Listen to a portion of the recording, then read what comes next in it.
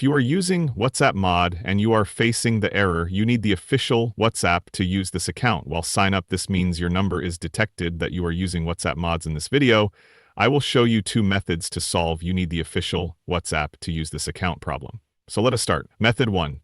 Using WhatsApp Business, you could solve you need the official WhatsApp to use this account by using Firstly, you need to uninstall the WhatsApp mod and the original WhatsApp from your phone. Now go to Play Store, search for WhatsApp Business, install it, and try to activate your number. In most cases, this can be easily fixed by installing WhatsApp Business on your device. If you still get you need the official WhatsApp to use this account, then try the next method to contact WhatsApp support directly. They can provide you with specific troubleshooting steps or assist you in resolving the problem. Open the official WhatsApp website, click on the Contact Us option, provide your phone email address, and specify the platform you are using. Following message: Hello, WhatsApp support.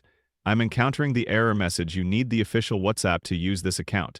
Despite using the official app from the authorized app store, I have tried updating, restarting, and reinstalling the app without success.